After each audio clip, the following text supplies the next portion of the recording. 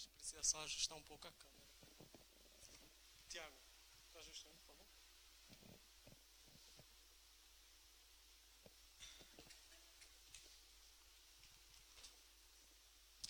Saúde a todos com a paz do Senhor Jesus.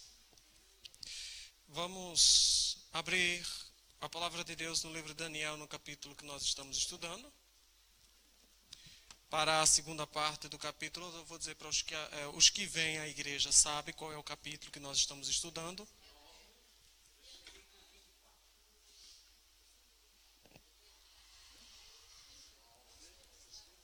Os que não vêm à igreja nem têm a vontade de ir no Facebook para saber qual foi o culto, de estudar um pouco mais a palavra de Deus, as pessoas ficam sem saber, né? Qual é o... Oi, Milena, tudo bem? Vamos estudar hoje as 70 semanas. 70 semanas. Eu parei no 22. No 20, eu falei até o 23. No princípio das tuas súplicas saiu a ordem, eu vi para te declarar, porque és muito amado. Toma, pois, bem sentido na palavra e entende a visão. Senhor, toma nosso espírito, Deus, e leva-nos, Senhor, leva nossa mente cativa à tua obediência. Tira de nós, Senhor, todo o cansaço, todo o calor, em nome do Senhor Jesus Cristo, e nos faz ligar, Senhor, no céu, refrigera a nossa alma, em nome do Senhor Jesus Cristo. Amém. E graças a Deus. Aí ele diz, no versículo 24, 70 semanas estão determinadas sobre o teu povo, sobre a tua santa cidade, para extinguir a transgressão e dar fim aos pecados, e expiar a iniquidade, e trazer a justiça eterna, e selar a visão e a profecia, e ungir o santo dos santos. Sabe e entende. Vou ler tudo, tá bem? Depois nós voltamos para ver. Sabe e entende, desde a saída da ordem para restaurar e para edificar Jerusalém, até o Messias, o príncipe, 7 semanas e 62 semanas, as ruas e as tranqueiras se reedificarão, mas em tempos angustiosos. E depois das 62 semanas, será tirado o Messias e não será mais. E o povo do príncipe que há de vir destruirá a cidade e o santuário, e o seu fim será com uma inundação. Até o fim haverá guerra, estão determinadas as assolações. E ele firmará um concerto com muitos por uma semana. E na metade da semana fará cessar o sacrifício, a oferta de manjares, e sobre a asa das abominações virá o assolador, e isso até a consumação, o que está determinado será derramado sobre o assolador. Ok? Estamos todos? Então nós falamos sobre isso no Apocalipse. E eu trouxe aquele papelzinho que a gente entregou. E eu gostaria que o menino do som, que o Micael colocasse lá atrás, esse PDF, exatamente. O pessoal que está em casa não vê, mas a gente daqui vê. Se puder aumentar um pouco mais, para dar um foco. Pode botar, mete para o lado de lá. Isto. Acho que aí já... Vixe, Jesus. Tá bom, aí. Ficou no mesmo lugar, mas tá bom. Deixa aí. Então, a gente precisa se situar na história. Esse gráfico mostra exatamente o período que nós estamos estudando. Que é ali, 587 a.C., foi a destruição do templo de Salomão por quem? Quem foi que destruiu? Qual foi o rei que destruiu, que mandou destruir Salomão e levou cativo o reino de Judá? O rei da Babilônia, como é o nome? Quem falou Assuero? Meu Deus. Nabucodonosor. Nabuquinho. Obrigado. Foi no ano 587 isto. Então, do ano 587, aí teve a profecia, o ministério do profeta Ezequiel, que nós já estudamos. Teve a profecia, teve o ministério do profeta Daniel, que nós estamos estudando agora, certo? Nesse tempo aí, nesse inteirinho aí. E no ano 538, volta para cima, por favor, consegue aí colocar para cima? Um pouco. Eita Deus.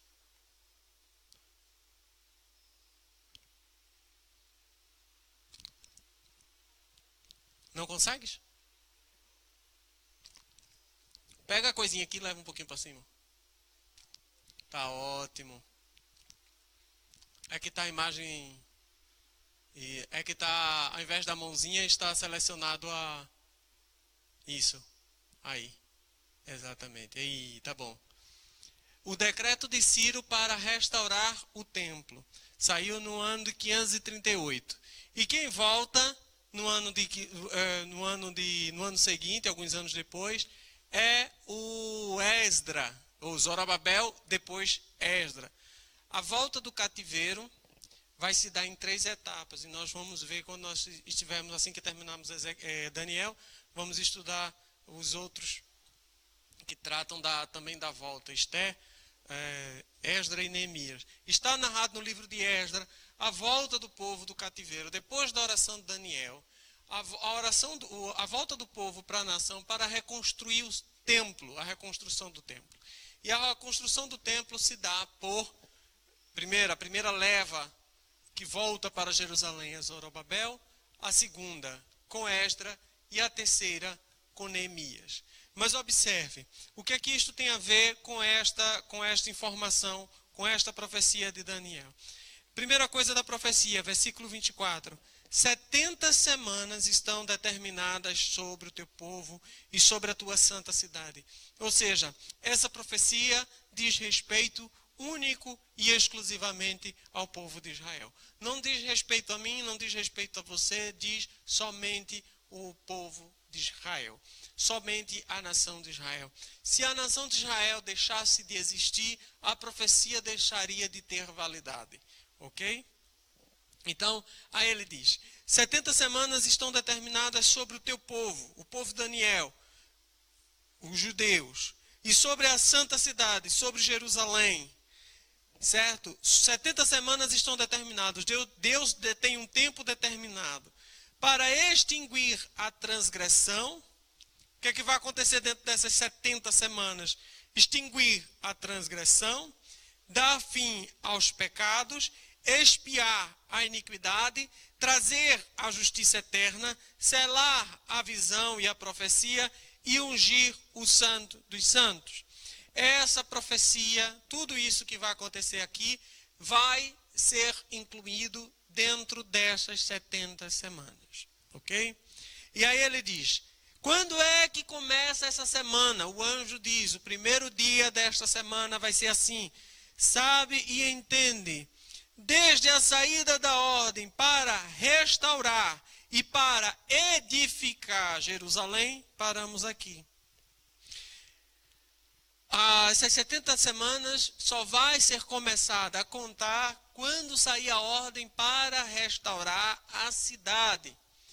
Com Zorobabel, o Ciro havia mandado ir para reconstruir o templo.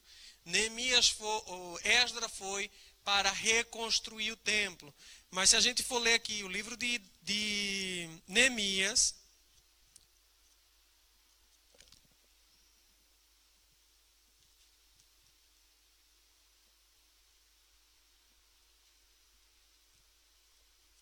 se eu achar,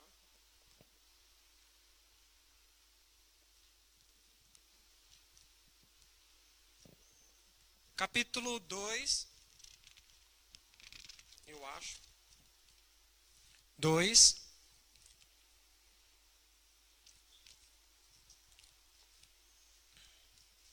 Pode passar para a página seguinte aí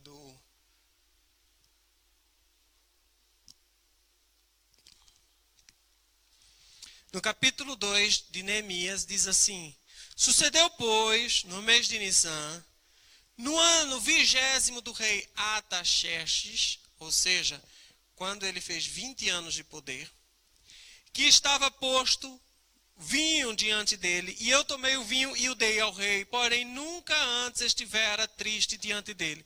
E o rei me disse: Por que está triste o seu rosto? Pois não estás doente. Não é por isso senão tristeza de coração? Então teme muito em grande maneira. E disse ao rei: Viva o rei para sempre. Como não estaria triste o meu rosto, estando a cidade, o lugar do sepulcro dos meus pais assolado, e tendo sido consumida suas portas a fogo? E o rei me disse: Que me pedes agora? Então orei ao Deus dos céus e disse ao rei: Se é do agrado do rei, e se o teu servo é aceito na tua presença, peço-te que me envies ajudar a cidade dos sepulcros do meu pai, para que eu a edifique. Então o rei me disse, estando a rainha sentada junto a ele: Quanto durará a tua viagem? E quando voltarás? Aprove ao rei enviar-me, apontando-lhe um certo tempo. Disse mais ao rei: Se ao rei parece bem, deem-se-me cartas para os governadores além do rio, para que me deem passagem até que chegue a Judá. E como também uma carta para Asaf, guarda ao jardim do rei, para que me dê madeira para cobrir as portas do paço da casa e para o muro da cidade, e para a casa em que eu houver de entrar. E o rei me deu, segundo a boa mão de Deus sobre mim. Então vim ao governador da além do rio, e dei-lhe as cartas do rei, e o rei tinha enviado comigo chefe de exércitos e cavaleiro. Ok. No 20º ano de Artaxerxes, foi que ele deu a ordem para edificar a cidade. O templo já estava edificado por Neemias e por Zorobabel, em más condições, em péssimas condições, mas já estava edificado. Agora a cidade estava destruída, os muros da cidade estavam destruídos, as casas estavam destruídas, estava tudo destruído. Apenas o templo que havia sido restaurado, estava em restauração. Então, quando aqui o rei, é bastante claro, o rei dá ordem para edificar a cidade. Ok? Então, neste dia, no 20º ano do reinado de Artaxerxes, foi dada a largada para esse relógio divino. A partir desse momento, 70 semanas estavam determinadas. Mas nós sabemos que não são semanas de dias. Nós já falamos isso. Uma semana é quanto tempo?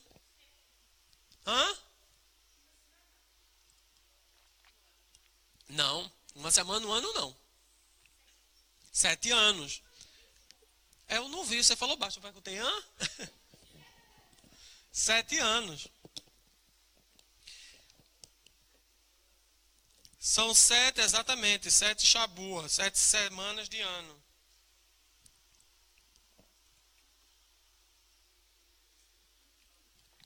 Pode aumentar aí, por favor. Para deixar só os anos ali que eu... Isso, aí está ótimo. Não, pode deixar aí onde está. Aí nós temos ali, ó.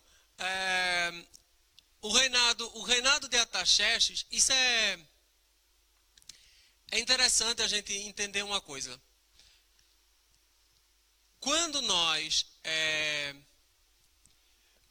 vamos determinar essas 70 semanas, nós temos 2 tipos de interpretação. Nós temos vários tipos de interpretação, mas nós temos duas principais que são muito fortes e elas estão erradas.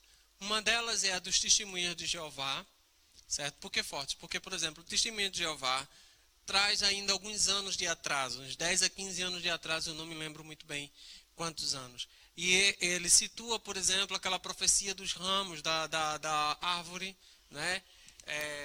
Da árvore que o rei viu, os galhos da árvore sendo cortados e tal, com a saída de Jerusalém e tal. E aí ele marca a volta de Jesus Cristo para o ano 2014. Né?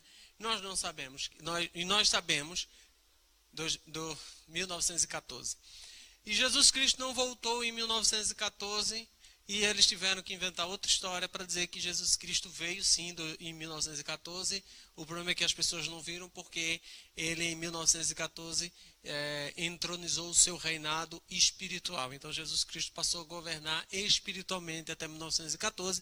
O que ele fez do ano 33 até 1914, não sei. Mas em 1914 ele foi entronizado e está reinando segundo as testemunhas de Jeová. Outra contagem que também é interessante é a dos adventistas do sétimo dia, que também está errada, porque também a contagem se dá com 10 anos de atraso, ou adiantado, não sei, acho que é 10 anos de atraso, e leva o fim das 70 semanas para o ano 33 depois de Cristo, ou seja, o ano em que Jesus Cristo morreu. Então isto faz com que termine na verdade, estas 7 semanas, a última semana das 70 semanas, se não me falha a memória, segundo os adventistas, termina com o apedrejamento de Estevão, o primeiro mártir da igreja. E também está errada essa conta, porque a palavra é muito clara. E esses versículos, e esse versículo que nós acabamos de ler, de Daniel, que ele diz exatamente que dentro dessas 70 semanas, muitas coisas vão acontecer. Só que nada disso aconteceu. E não é num sentido espiritual que Daniel está falando. Ou seja, quando Jesus Cristo veio, quando Jesus Cristo veio, claro que ele levou sobre si todas as nossas dores, todos os nossos pecados, ele expiou a iniquidade, é verdade, só que ele ainda não trouxe, de certa forma, ou pelo menos fisicamente, a justiça eterna. Ele não selou a visão, certo? E a profecia, e ele ainda não ungiu o Santo dos Santos. Então, não deu fim aos pecados. Ele exterminou, ele expiou os pecados, mas não deu fim aos pecados. Não deu fim à transgressão. Ele expiou, né, e salvou aqueles que estavam em transgressão e aqueles que estavam em pecado, tanto os que já vinham passado, quanto os que viriam ainda pela frente. Mas ainda nada disso aconteceu, então é impossível essa profecia ter sido já terminada, as 70 semanas ocorreu já lá no passado. Como, por exemplo, também acredita agora já dentro dos evangélicos, da corrente evangélica, que eu não considero os adventistas e os testemunhas de Jeová, né? Porque erram na sua interpretação. Os adventistas ainda podemos aceitar muitas coisas dos adventistas do sétimo dia, mas o testemunho de Jeová é puro lixo. E então, quando nós vamos ver aqui, não pode haver ter acontecido essas profecias. E dentro dos evangélicos, principalmente a corrente calvinista, também, que tem uma interpretação preterista, ou seja, tudo já aconteceu no passado, então eles não estão esperando o arrebatamento da igreja da forma que nós estamos, não está nem esperando o arrebatamento da igreja, né?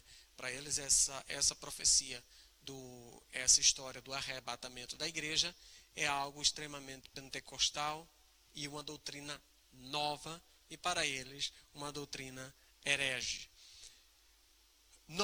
Engraçado, realmente a doutrina ela é em partes nova, né? A doutrina do arrebatamento, a doutrina de encontrar com o Senhor Jesus Cristo nos ares, ela é nova, ela só data do apóstolo Paulo para cá. Mas porque quem escreveu foi o apóstolo Paulo, mas realmente nós não temos os pais da igreja, nem temos literaturas antigas que abordem exatamente este arrebatamento da igreja, de forma que, já no século XIX, começou-se a desenvolver essa teologia, né? Mas o fato dela ser nova não significa que ela seja errada, porque a interpretação ela bate completamente com o que as Escrituras diz e com o método de interpretação que nós utilizamos, que a igreja evangélica tradicionalmente possui. Ok? Todos entenderam? Entenderam? Então vamos lá. No ano 465 foi o ano que o rei Artaxerxes começou a reinar. Quem diz isso, o ano 465, não é a Bíblia, não é o Testemunho de Jeová que coloca isso mais para trás, não é os Adventistas que coloca também isso mais para trás. Quem dá o ano de 465 é a história. E a história, na datação da história recente, ela sabe exatamente qual é a data, 465. Não tem por que a gente estipular uma data ou acreditar em outra data, porque a história, os historiadores sabem datar a história recente. Então, com isso, nós podemos fixar essa data em 465 sem medo nenhum. No 20º ano do rei Artaxerxes, foi no ano 445. Aí deu a ordem para edificar e o retorno do cativeiro sob o comando de Neemias. Isto foi o ano 445. A partir do ano 445 iria começar as 7 semanas.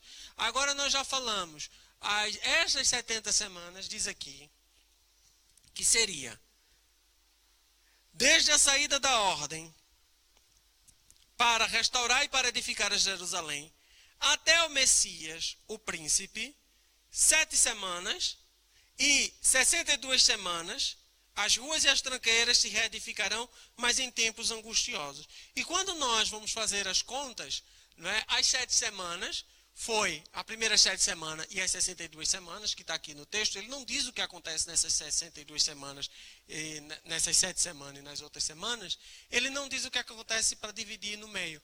Mas o que aconteceu aí no meio foi o fim, o término da reconstrução do templo, ou da reconstrução da cidade de Jerusalém. As 7 semanas. Nos primeiros 7 anos. Nas primeiras 7 semanas. E nas outras 62 semanas, certo? Viria o Messias. E nós sabemos, do início de 445 até o ano 30, passaram-se 483 anos lunares, ou, bota para cima aí para eu ver a conta, que eu não tenho isso memorizado, para baixo. Aí, 476 anos nossos. Ou seja, isso é uma conta dessas 62 mais as 7, né? Que são as 69 semanas. Que termina exatamente, eu já falei sobre isso, exatamente no dia que Jesus Cristo morreu. Se você fizer a conta, vai dar lá. Lembrando que Jesus Cristo nasceu no 4º ano dele. Jesus nasceu quando ele tinha 4 anos. Um erro de conta, colocaram o ano 0 quando Jesus tinha 4 anos. Na verdade, Jesus tinha nascido 4 anos. Hã? Aí vou colocar para trás. Jesus nasceu 4 anos antes do nosso calendário. O Papa Gregório errou. Então vai dar exatamente no ano 30. Nós sabemos que Jesus morreu aproximadamente no ano 33. Aos 33 anos. Isso dá aos 33 anos, que dá por volta do ano 30 da nossa era cristã. Então, exatamente no dia em que Jesus Cristo foi crucificado, certo? Foi, então, cumprido as 69 semanas. Que ela diz, as 7 mais as 62, que dão 69 semanas. E ele diz que em tempos angustiosos se reedificarão. É verdade. Nós sabemos que quando Jesus Cristo, do tempo da volta do cativeiro até a vinda de Jesus Cristo, foram tempos angustiosos. Nós temos histórias fantásticas, escritas inclusive no livro de Macabeus, o livro apócrifo Macabeus, que conta a história dos Macabeus que tentaram salvar Jerusalém dos inimigos. E tentando restaurar a cidade e o reinado de Jerusalém, ou de Israel. Então ele diz, depois das 62 semanas, será tirado o Messias e não será mais. Ou seja, Jesus Cristo seria retirado depois dessas 62 semanas, certo? Depois das 62 semanas. Será tirado o Messias e não será mais. E o povo do príncipe que há de vir destruirá a cidade e o santuário, e o seu fim será como uma inundação, e até o fim haverá guerra, estão determinadas as assolações. Observa, vamos entender o espírito da profecia. Ou a profecia do espírito. Depois das 62 semanas, 7 semanas, mais 62 semanas, depois das 69 semanas, será tirado o Messias e não será mais. Jesus Cristo morreu, o Messias morreu. E ele utiliza o termo Messias, em grego, o Cristo. E não será mais. E o povo do príncipe que há de vir destruirá a cidade e o santuário. Isso aconteceu 30 ou 40 anos depois, já não me lembro bem. O templo foi destruído, não sei se tem ali, no ano 70, exatamente, no ano 70 depois de Cristo. Certo? O povo do príncipe, do Tito, veio, cercou Jerusalém e destruiu o templo. E desse templo, como profetizou o Senhor Jesus Cristo, não sobrará pedra sobre pedra. E nós sabemos que hoje só sobrou um muro das lamentações. Não é? Então, essa informação é muito importante, porque ainda ele dá essa parada nessa 69ª semana. Depois das 62 semanas, será tirado o Messias e não será mais. Fala, o povo do príncipe que há de vir destruirá a cidade e o santuário. Destruiu Jerusalém. Depois que ela destruiu Jerusalém, cercou a cidade de Jerusalém. Milhares de pessoas começaram a passar fome. Milhares de pessoas começaram a comer novamente seus próprios filhos. Foi horrível para a cidade. Até o dia em que a cidade enfraquecida, o general Tito foi, assumiu Jerusalém e expulsou o restante dos judeus que lá tinham. E seu fim será como uma inundação. E até o fim haverá guerra, estão determinadas assolações. Ou seja, nós não temos um período da história de Israel, depois da vinda de Jesus Cristo, que nós temos ali um tempo de tranquilidade e paz para o povo de Israel. Sempre nós vamos ter como uma inundação, até o fim havendo guerra e assolações para o povo de Israel. E a tentativa de destruição do próprio povo de Israel. Então a profecia aqui dá esta parada.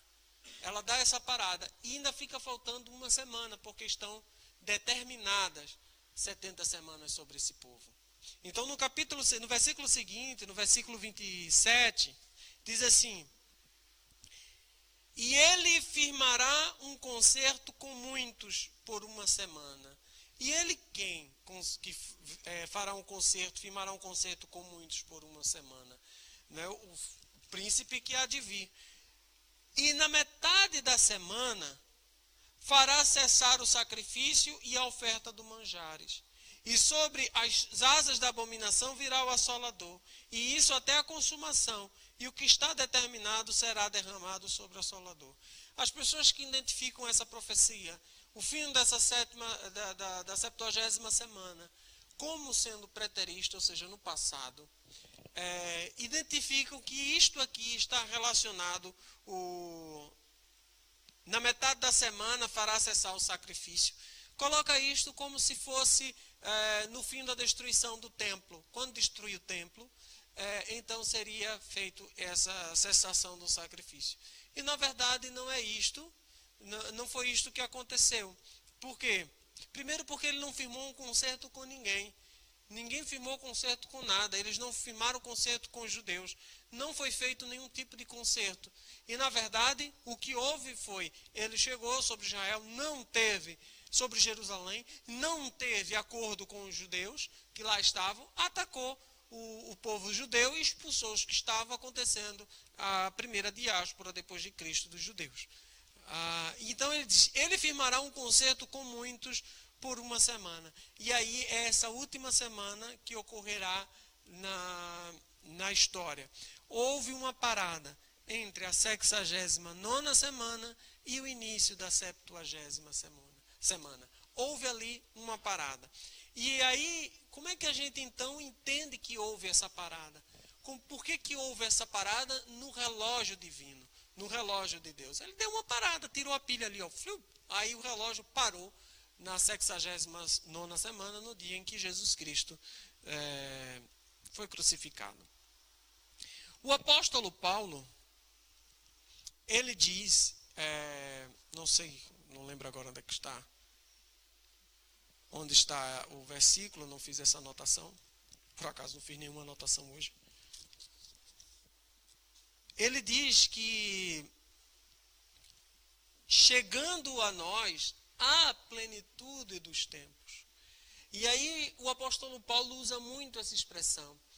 O tempo dos gentios, o tempo de inclusão dos gentios, é o termo que ele utiliza para tratar esse tempo que Deus deu, esse tempo de acréscimo que Deus deu, chamado o tempo de inclusão dos gentios. Então é nesse tempo, que nós estamos vivendo, que nós chamamos tempo de inclusão dos gentios, a plenitude dos tempos, o tempo da graça, a dispensação da graça, né? Para quem é dispensacionalista, estamos no tempo da dispensação da graça, e então nós temos ali esse tempo que impede a vinda do príncipe e do assolador. João Paulo, quando é que então o assolador virá e fará este concerto? Se nós formos agora para o Tessalonicenses, se eu não me engano, tem no primeiro e tem no segundo.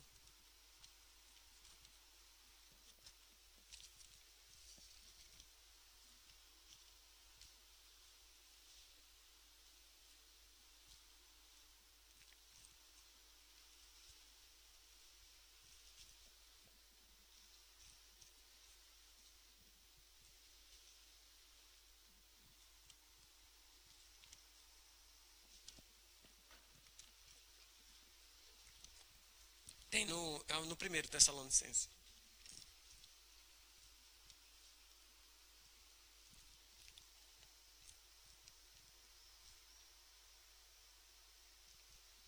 O apóstolo Paulo, quando esteve com os Tessalonicenses, segundo as suas epístolas, parece que quando ele esteve com os Tessalonicenses, ele explicou muito bem essa questão. Então, portanto, que o apóstolo Paulo diz, 1 Tessalonicenses capítulo 4, do 13 em diante. Porque ele diz assim, não quero, porém, irmãos, que sejais ignorantes acerca dos que já dormem, para que não vos entristeçais com os demais que não têm esperança. Porque se cremos que Jesus morreu e ressuscitou, assim também aos que em Jesus dormem, Deus os tornará a trazer com ele. Dizemos-vos, pois, isto pela palavra do Senhor, que nos tem... do Senhor, que nós, o que ficarmos vivos para a vinda do Senhor, não precederemos os que dormem, porque o mesmo Senhor descerá do céu com alarido, com voz de arcanjo, com trombeta de Deus, e os que morreram em Cristo ressuscitarão primeiro. Depois, nós, o que ficarmos vivos, seremos arrebatados juntamente com eles nas nuvens, e a encontrar o Senhor nos ares, e assim estaremos sempre com ele. Portanto, consolai-vos uns aos outros com estas palavras. Ele diz, mas irmãos, acerca dos tempos e das estações, não necessitais de que vos escreva, porque vós mesmos sabeis muito bem que o dia do Senhor virá como ladrão de noite. Pois que quando disserem a paz e segurança, então lhes sobrevirá repentina destruição, como as dores de parto aquela que está grávida, e de modo nenhum escaparão. Mas vós, irmãos, já não estáis em trevas para que aquele dia vos surpreenda como ladrão. Porque todos vós sois filhos da luz e filhos do dia. Nós não somos da noite nem das trevas.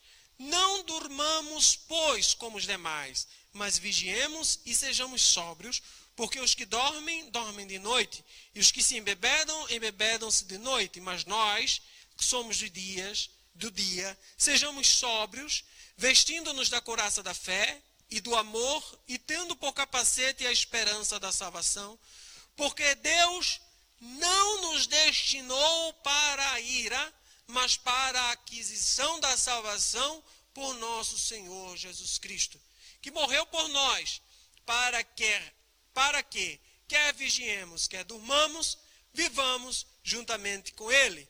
Pelo que exortai-vos uns aos outros e edificai-vos uns aos outros, como também o fazeis. Ou seja, o que é que ele está dizendo aqui? Ele está dizendo, muitas informações o apóstolo Paulo está dando aqui, e ele fala que nós não precederemos aqueles que dormem, e ele explica, ele utiliza o termo dormir para aqueles que morrem em Cristo Jesus, e é muito importante isto, morrer em Cristo Jesus. Significa, morrer em Cristo Jesus, estamos falando de crentes que morreram. E aqueles que não são crentes, que morreram, que não conheceram o Senhor Jesus, que não aceitaram o Senhor Jesus Cristo, não vão ser ressuscitados para estarem com Cristo. Serão ressuscitados para estarem no inferno. Certo? E aí, o que é que acontece? Aí ele diz que primeiro os que morreram em Cristo encontrarão com Cristo nos ares, e depois nós, em segundo, iremos ao encontro dele nos ares. Então, está bastante, o arrebatamento mostra que nós seremos levados com vida para cima, para os ares, para as regiões espirituais, para as regiões celestiais. E ele diz uma coisa muito interessante aqui, que coloca, ao meu ver, a visão preterista, ou seja, que tudo já aconteceu no passado, equivocada. Por quê? Porque, por exemplo, aqueles que acreditam que tudo já passou, acreditam que nós viveremos, que vai haver o tempo da ira de Deus, certo? E vai haver o tempo da ira, que é a grande, que nós chamamos a grande tribulação, mas eles, os preteristas, dizem que a grande tribulação já está acontecendo, porque a grande tribulação vai acontecer, resta saber o tempo, o período e as condições que ela acontecerão. Os preteristas dizem que já estamos nessa tribulação, tudo que está acontecendo nessa tribulação, essa é a ira, só que Jesus Cristo diz que ainda não é as dores, é o princípio das dores. E nós, segundo o Senhor Jesus Cristo, nós vamos passar pelo princípio das dores. Mas nós não fomos, diz aqui o apóstolo Paulo, e eu me asseguro nesta palavra dele, que é verdadeira, diz assim, Deus não nos destinou para a ira, mas para a aquisição da salvação. Somos salvos também da ira, do período da ira. Somos salvos também do período da grande tribulação. Nós podemos pegar o princípio das dores, mas nós não podemos pegar as dores, por quê? Porque que Deus não nos predestinou para a ira. Deus não nos predestinou para passar pela tribulação. E isto está em completo acordo com o que ele diz. Olha, aqueles que estão mortos vão primeiro se encontrar com ele no ar, e aqueles que estão vivos, nós, se estivermos vivos, também vamos nos encontrar com ele nos ares. E o restante, vai acontecer o quê com aqueles que não vão para os ares? Né? Então, será que nós vamos passar pela ira? Ele diz assim, olha, vistam-se do capacete, tendo por capacete a esperança da salvação. Ele manda nós esperarmos essa salvação.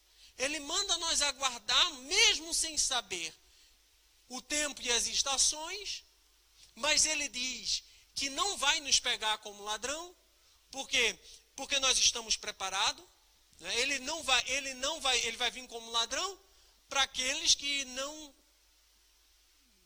estão acordados, não são da luz, não são do dia. Para aqueles que estão, como nos dias de Noé, como ele disse, comendo e bebendo. Mas nós estamos acordados. Então, para nós, podemos dizer em todo momento, Maranata, que significa... Não tem hora, é só o vem Senhor Jesus, né? É só o vem Senhor Jesus. Ou Senhor Jesus vem. Às 8 horas, já já. Eu espero que seja em Portugal.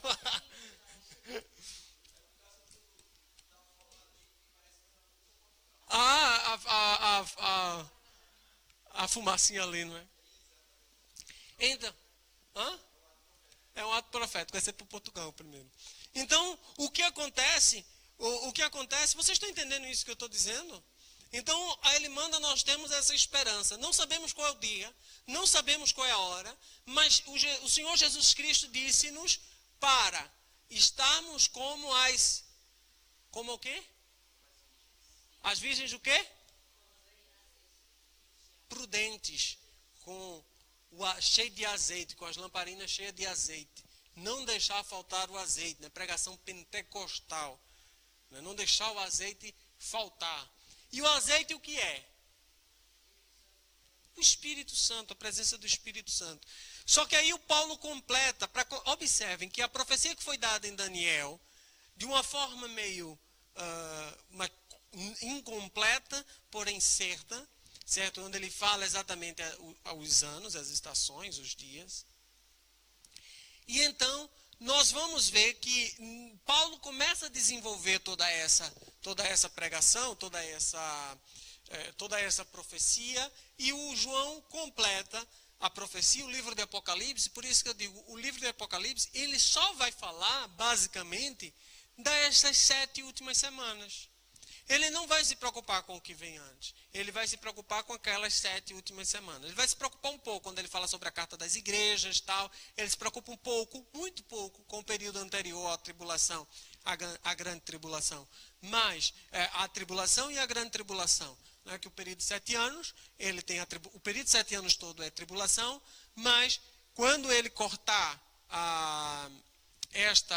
o concerto que ele fez, o líder de paz cortar esse conceito que ele fez, começa então a grande tribulação. Né? Então, por isso também, quando ele diz aqui que nesses 3 anos e meio e 3 anos e meio, que é a metade da semana, metade de 7 é 3,5, também existe uma possibilidade, e eu não descarto essa possibilidade, apesar de não acreditar nela, mas não descarto, que é o arrebatamento no meio da semana.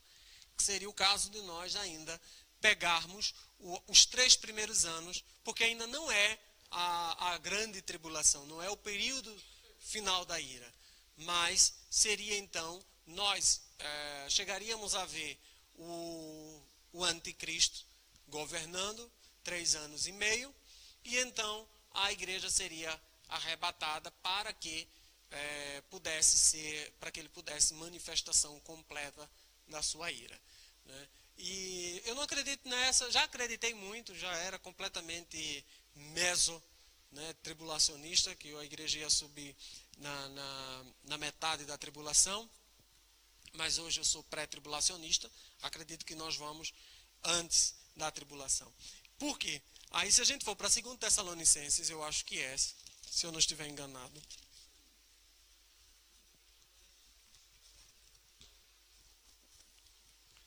Botar a memória para funcionar hoje.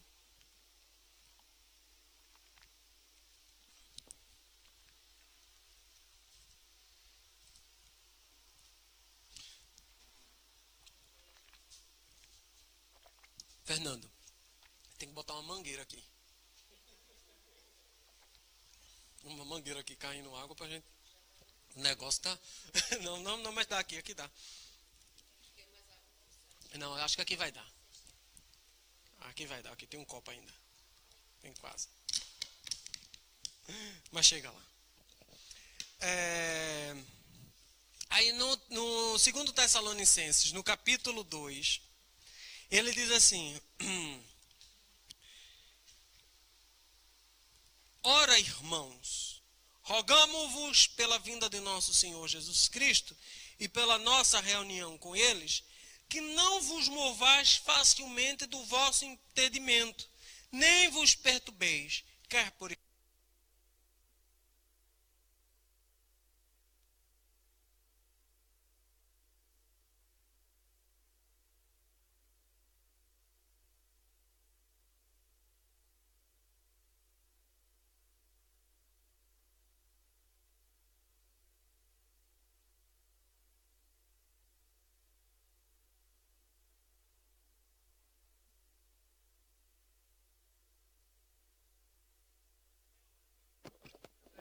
Tem mais uma hora de pregação.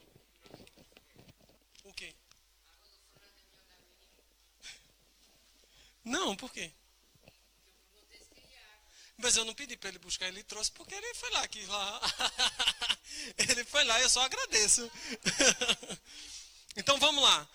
Ora, irmãos, rogamo-vos pela vinda de nosso Senhor Jesus Cristo e pela nossa reunião com Ele, que não vos movais facilmente do vosso entendimento, nem vos perturbeis, quer por espírito, quer por palavra, quer por epístola, como de nós, como se o dia de Cristo estivesse já perto. Ninguém de maneira alguma vos engane, porque não será assim sem que antes venha a apostasia e se manifeste o homem do pecado, o filho da perdição, o qual se opõe e se levanta contra tudo que se chama Deus ou se adora, de sorte que se assentará como Deus no templo de Deus, querendo parecer Deus. Não vos lembrais de que estas coisas vos dizia quando ainda estava convosco? Os Tessalonicenses estavam com um problema sério de descrença. Porque muitos chegaram dizendo que Jesus Cristo já veio, já voltou, já pronto. Essas coisas que ainda hoje ouve-se, né? Como, por exemplo, os testemunhas de Jeová, que diz que Jesus Cristo já veio. O apóstolo Paulo está dizendo aqui que ele não vem enquanto a apostasia não se manifestar. Enquanto o capiroto aqui não aparecer. E isto está concatenado com a profecia de Daniel, que ele diz, buscando aqui em Daniel 9, ele diz: ele fará um concerto com muitos por uma semana, e na metade da semana fará cessar o sacrifício e a oferta de manjares. E aí, sobre as asas das abominações, virá o assolador. E isso até a consumação. O que está determinado será derramado sobre o assolador. Olha, ele firmará um concerto com muitos por uma semana. E na metade da semana fará cessar o sacrifício. Ou seja, se fará cessar o sacrifício, é porque está tendo sacrifício. Ou seja, se está tendo sacrifício, é porque há templo. Se há templo, significa que foi reconstruído o templo. Ou seja, para que essa profecia se cumpra, é necessário que haja o templo reconstruído, que inicie o processo de sacrifícios novamente, né? Que comece o processo todo das ofertas e tal em Jerusalém, no local do templo, para que ele faça um concerto, permita essa ação, e então ele vai, na metade, 3 anos e meio depois, ele vai cortar este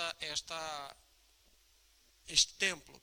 E aí o apóstolo Paulo diz que ele vai se opor contra tudo que se chama Deus ou se adora. Se assentará como Deus no templo de Deus. Ou seja, exatamente o que acontece com ele assentado ali no templo de Deus. Estão entendendo? Juntando as duas profecias, ele manda cessar. Provavelmente porque ele vai se colocar no lugar de Deus e vai dizer: parem de fazer essa adoração e agora adorem a mim. Então ele vai querer parecer ser Deus. Né? E não vos lembrais que estas coisas vos dizia quando ainda estava convosco? Aí ele dá uma dica para nós. Agora vós sabeis o que o detém esse anticristo, para que a seu próprio tempo seja manifestado. Porque já o mistério da injustiça opera. Somente agora há um que resiste, até que do meio seja tirado. E então será revelado o iníquo, a quem o Senhor desfará pelo assopro da sua boca e aniquilará pelo esplendor da sua vinda. Esse é o versículo mais lindo que eu amo e toda vez que eu leio esse versículo me arrepio. E agora vós sabeis o que o detém. Existe uma coisa no mundo que detém a manifestação desse anticristo. E aí a teologia vai tentar identificar o que é que detém a manifestação.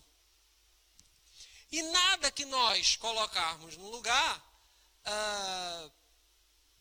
tem força suficiente para deter o anticristo, a não ser a presença do Espírito Santo. E a presença do Espírito Santo é exatamente o tempo que nós estamos vivendo. É o tempo da graça, é o tempo do Espírito Santo, é o tempo de atuação do Espírito Santo. Certo? Só que esta é uma dispensação que será retirada. O Espírito Santo não estará para sempre atuando. Este é um período. Ele esteve, sim, claro, ele esteve para sempre atuando, mas não na obra de conversão como hoje se manifesta no nosso meio, vindo habitar dentro de nós. Isto é uma coisa que o Senhor Jesus Cristo prometeu que nos daria. O Paracletos, o Consolador, é uma promessa de Jesus Cristo. Para depois de Jesus Cristo, e não antes de Jesus Cristo não havia.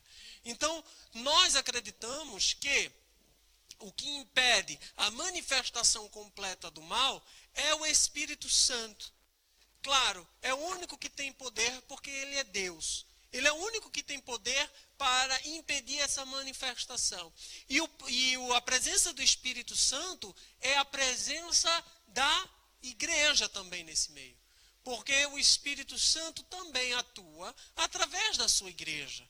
Né? A sua igreja é como o Senhor Jesus Cristo, como Isaías disse acerca do Senhor Jesus Cristo, é a sua posteridade, é o prolongamento dos seus dias, é o corpo de Cristo, é a igreja. E então, enquanto houver igreja, o Senhor Jesus Cristo assegurou, as portas do inferno não prevalecerão.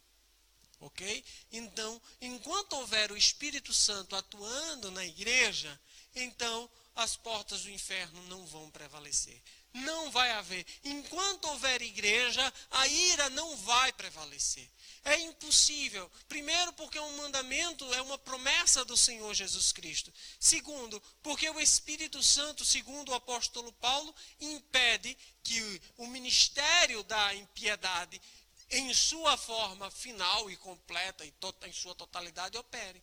Claro que o apóstolo João também vai dizer que, filhinhos, não quero que vos enganem, porque já há muitos anticristos.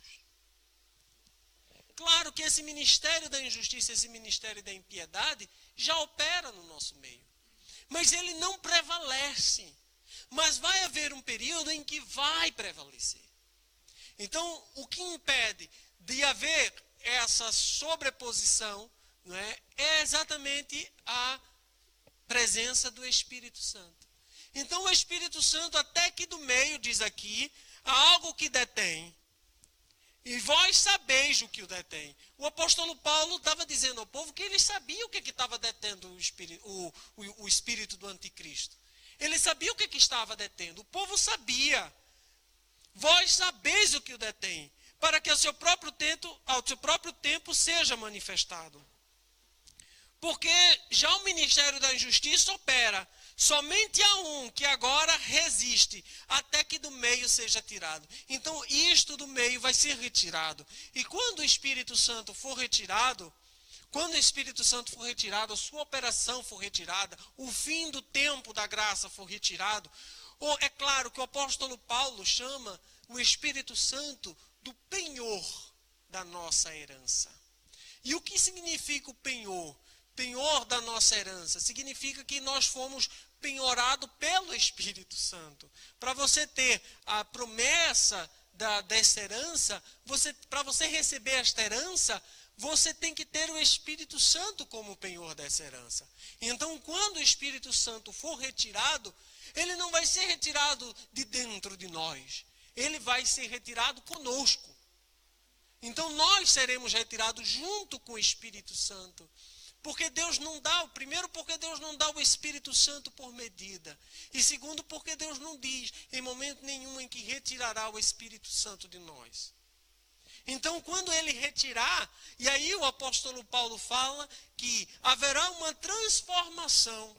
Ele diz, quando isto que é corruptível se revestir de incorruptibilidade, e isto que é mortal se revestir de imortalidade. Ou seja, vai haver uma transformação no nosso corpo. E essa transformação do nosso corpo é o que nós, no momento do arrebatamento, no abrir e fechar de olhos, né, nós vamos ser arrebatados instantaneamente. E ele diz assim, e então, quando isso ocorrer, imediatamente a isto será revelado o iníquo. Será revelado o iníquo. E é claro que o apóstolo Paulo continua, a quem o Senhor desfará, mas não diz a época, mas nós já sabemos, porque quando ele revelar o iníquo, ele ainda vai se levantar contra tudo, ele ainda vai sentar no lugar de Deus, querendo ser Deus, ele ainda vai passar 7 anos. 7 anos sobre esta terra. E então, com todo, e esse cuja vinda, diz assim, e esse cuja vinda é segundo a eficácia de Satanás, com todo o poder, sinais e prodígios de mentira, com todo o engano da injustiça para os que perecem, porque não receberam o amor da verdade para se salvarem. Então, ou seja, aqueles que receberam o amor, né, da verdade, se salvarão disto. Está muito claro aqui no texto. O apóstolo Paulo fala da vinda do anticristo e fala que ele enganará a todos. Enganará a todos, mas aqueles que forem, que receberam o amor da verdade, estes se salvarão. É muito claro, nós não fomos destinados à ira. E por isso Deus lhe enviará a operação do erro, para que creiam a mentira, para que sejam julgados todos os que não creram na verdade, antes tiveram prazer na iniquidade. Mas devemos sempre dar graças a Deus, por vós, irmãos amados no Senhor, por vos ter Deus elegido desde o princípio para a salvação, em santificação do Espírito e fé da verdade, para que pelo nosso Evangelho vos chamou para alcançardes a glória de nosso Senhor Jesus Cristo. Então, irmãos, estais firmes e retendes a tradição que vos foram ensinadas, seja por palavra ou seja por epístola nossa. E o próprio nosso Senhor Jesus Cristo, nosso Deus e Pai, que nos amou e em graça nos deu uma eterna consolação e boa esperança, console o vosso coração e vos conforte em toda boa palavra e obra. Maranata, ora vem, Senhor Jesus. Entenderam? Dúvidas? Pergunte agora ou cale-se para sempre. Dúvida, Milena? Dúvida, Rita? Dúvidas? Ninguém? Então vamos fazer pergunta. Cansei de falar.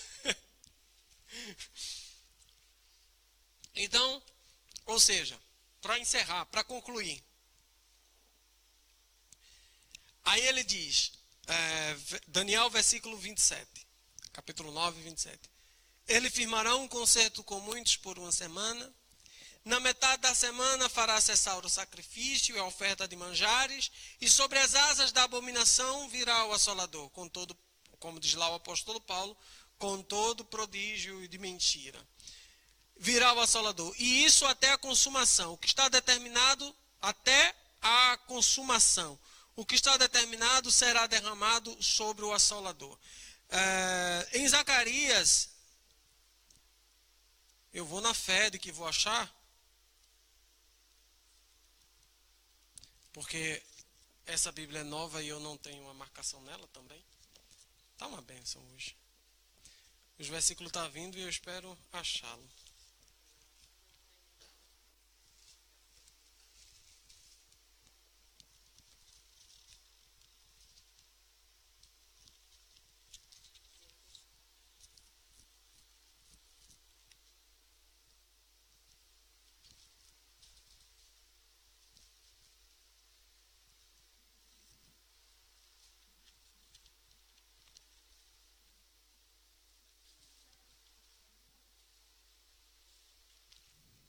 Oi, no final de Zacarias. Oi?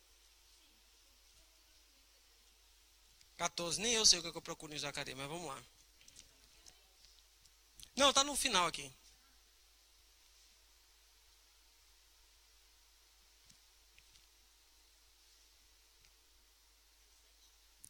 No versículo 14, no capítulo 14.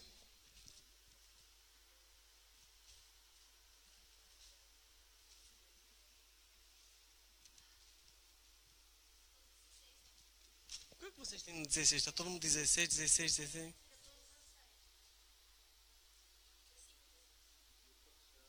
Não, não, não, não. É outro versículo que eu estou procurando, mas o capítulo 14.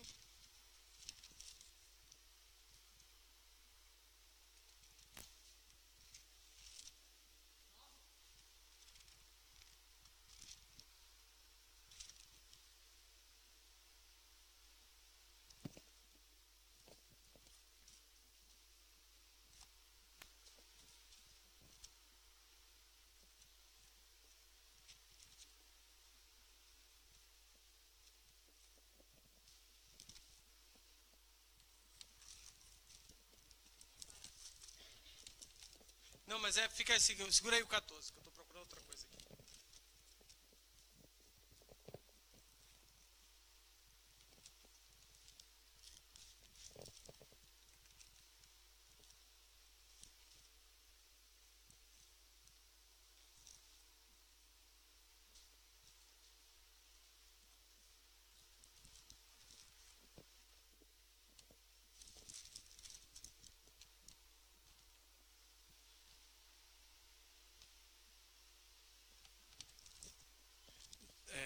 Zacarias 12.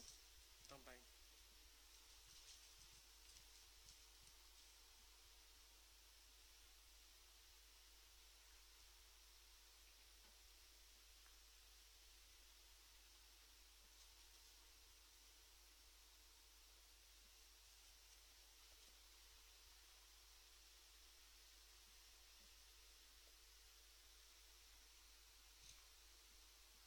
Aqui.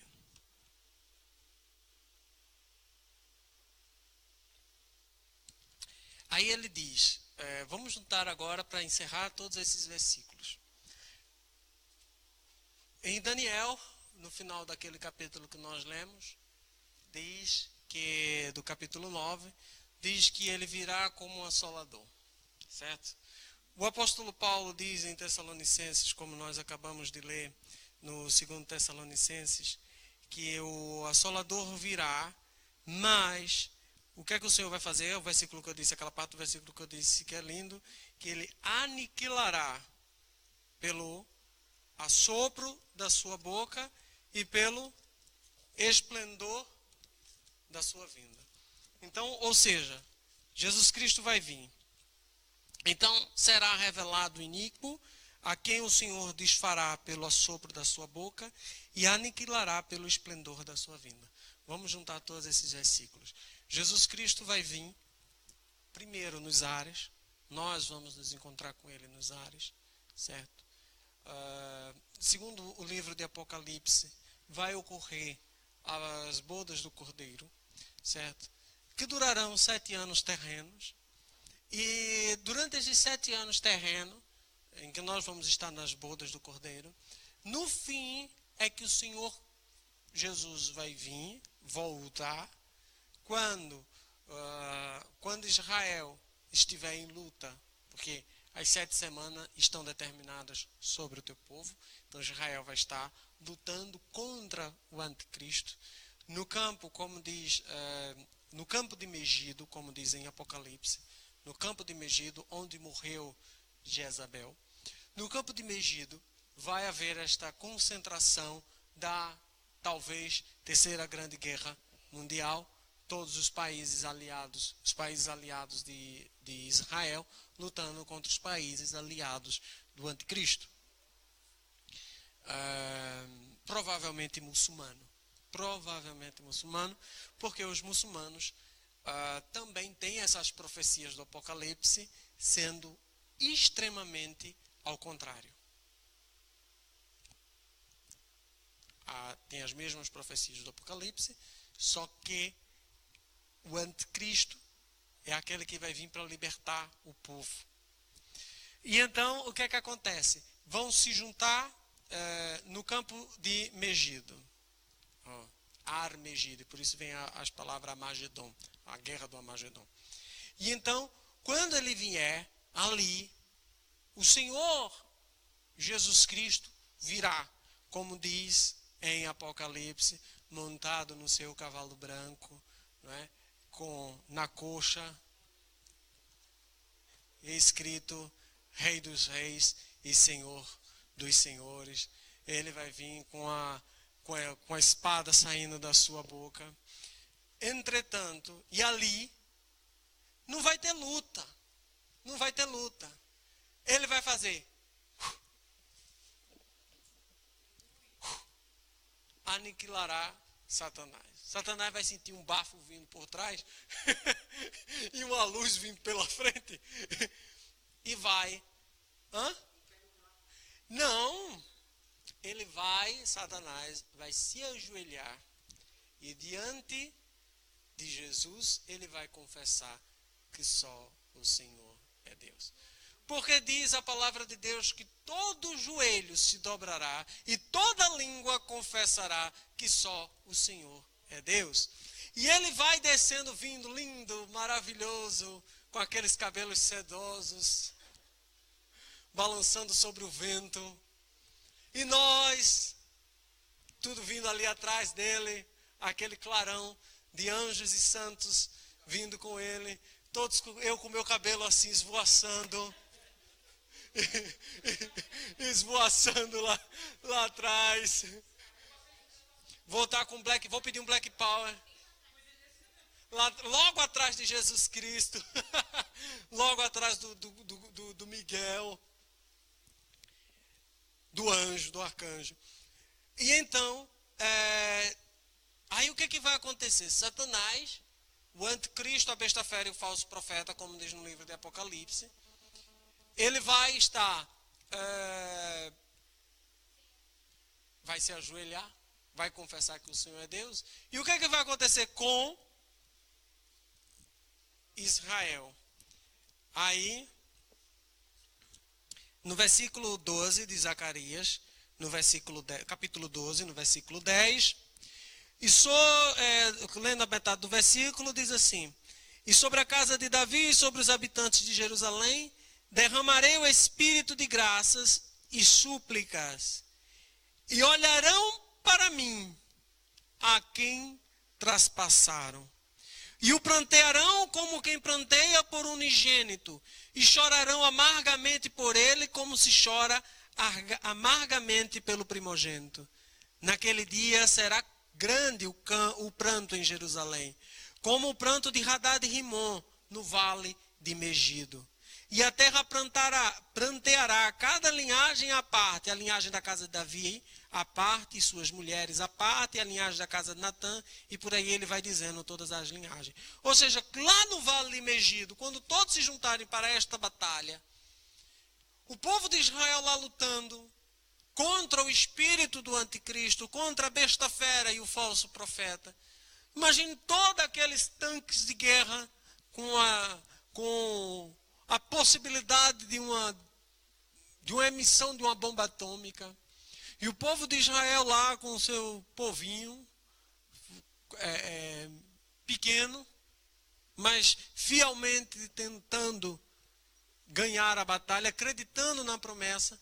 Quando eles olharem os céus e verem o Senhor da glória vindo em toda a sua glória e majestade, enquanto Satanás se ajoelha e confessa que só o Senhor é Deus, então o povo judeu verá que aquele é quem eles transpassaram. Porque ele verá na sua mão as feridas, nos seus pés as feridas. E então eles vão prantear dizendo: por que nós fizemos isso? Por que nós não o aceitamos? Por que nós não seguimos? Por que estivemos cegos esse tempo todo? Por que nós preferimos Barrabás? Por que os nossos antepassados preferiram Barrabás? Por que crucificaram ao Senhor da glória? Como diz o apóstolo Paulo. O que havia em nós que estivemos tão cegos e não enxergamos que Ele é o Messias? Prantearão como nunca se pranteou. Toda a terra pranteará. Toda a terra pranteará no vale de Megido. No ar Megido.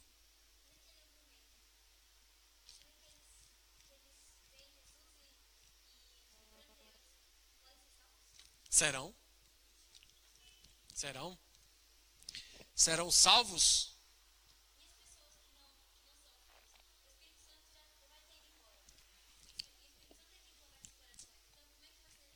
Pois. Já são 10 horas, né? Não havendo o Espírito Santo, não significa que não poderá haver a salvação, a conversão. Porque o apóstolo João vê, no meio da tribulação, muitas almas subindo ainda. Eu não sei onde está o versículo e não vou procurar agora. E ele diz assim: e quem são? Ele olha para o anjo e pergunta: quem são aquelas almas ali? Quem são aquelas pessoas? Aí ele diz: aquelas são as pessoas que estão vindo da grande tribulação e lavaram as suas vestes no sangue do Cordeiro. Então, o que significa? Significa que vai haver um período de tribulação gigantesca. Mas ainda assim será possível uma salvação. Ainda que pequena possibilidade. Porque observe, hoje não somos nós que nos convertemos. Não somos nós que decidimos aceitar. Não somos nós que decidimos nos achegar a Ele. Não fomos nós que escolhemos a Ele, foi Ele que nos escolheu. Foi Ele que operou. É a semente do Espírito Santo plantada em nós que nos faz achegar à graça preveniente. Ou seja, a possibilidade de que nós temos de voltarmos para Ele é dada por Ele. A fé salvífica é dada por Ele. Tudo que nós necessitamos para a salvação é dada por Ele. Tudo que nós não precisamos fazer nada, a não ser simplesmente decidir aceitar essa conversão, esse trabalhar do Espírito Santo em nós. Precisamos decidir aceitar esse trabalhar do Espírito Santo em nós. Se nós decidimos não aceitar, ele não vai trabalhar. Então, o que acontece? Então, aceitamos esse trabalhar do Espírito Santo. E muitos não aceitam. E é o Espírito Santo que está fazendo a obra de conversão, de santificação, de justificação e tal. A minha teoria... Fazendo pergunta? Tá.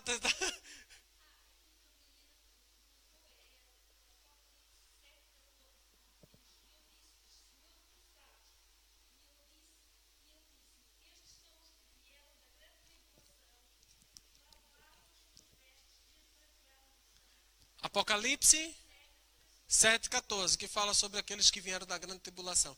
Então vai haver uma possibilidade, Milena. Provavelmente, e aí é uma interpretação exclusivamente minha, a única possibilidade real dessa salvação é que sejam os nossos parentes, que os nossos parentes que nós pregamos o Evangelho, que nós avisamos que Jesus Cristo está voltando, que nós avisamos que nós vamos subir, e quando eles perceberem que nós não estamos aqui, juntamente toda a igreja não está, então eles vão dizer que eles estavam certos. Agora, os nossos parentes, que a gente não se dá o trabalho de evangelizar, eu creio que não vai ter como acordar para isto. Então é muito importante essa questão. É muito importante isto. É perceber que vai ser difícil, mas o apóstolo diz que havia durante a tribulação alguns que branquearam as suas vestes no sangue do Cordeiro. E depois, lembre que quando volta essa tribulação, o relógio de Deus começa a contar novamente. Sem a operação do Espírito Santo. É como se no Antigo Testamento, toda a Bíblia, imagine que toda a Bíblia está lá, e no meio da Bíblia Deus pega e coloca um livro em branco que vai ser construído ali. No meio da Bíblia vai ser colocado um livro em branco, e esse livro é o tempo dos gentios, é o Novo Testamento, mas aí ainda tem um pedacinho final ali. E aquele final será tão salvífico, se puder dizer assim, quanto foi o Antigo Testamento, através do sacrifício e tal. Claro que sempre, agora já na tribulação, através do Senhor Jesus Cristo. Ainda que os judeus, que não conheceram e não reconheceram o Senhor Jesus Cristo e morreram durante a grande tribulação, não vão ser salvos porque não vestiram nas vestes do Cordeiro. Agora, lá no fim, quando eles realmente plantearão, e então haverá a salvação. Ok? Respondi. Ok? Podemos ir embora? Podemos dar por encerrado? Alguém tem alguma pergunta para fazer? Pergunte.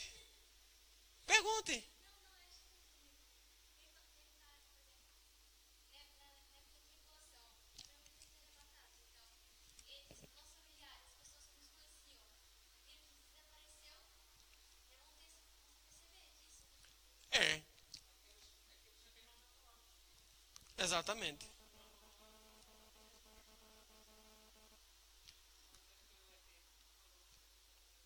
Pode ser que o anticristo diga que foi ele que eliminou essa raça que trazia a pobreza sobre a terra. Ele vai enganar, vai vir com a operação do erro, vai dizer que nós fomos abduzidos, que nós fomos levados pelos extraterrestres. Mas pode dizer qualquer coisa para fazer com que as pessoas, vai ser a operação do erro completamente.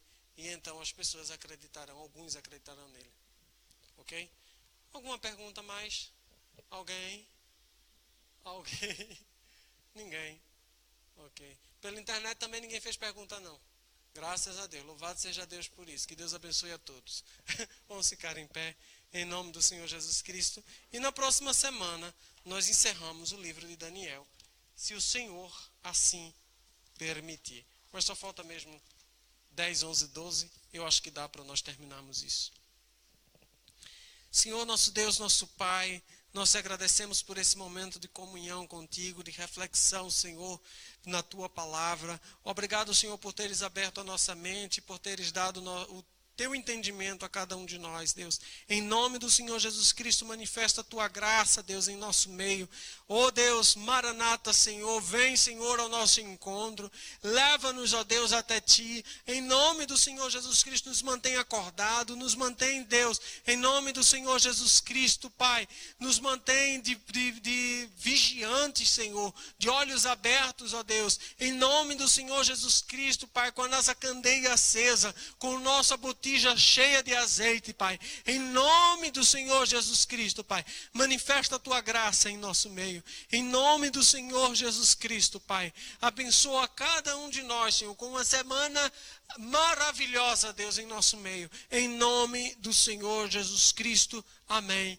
Graças a Deus, que o Senhor Jesus Cristo nos abençoe e que os anjos ministrem a nossa ida, a nossa casa, amém, e glórias a Deus.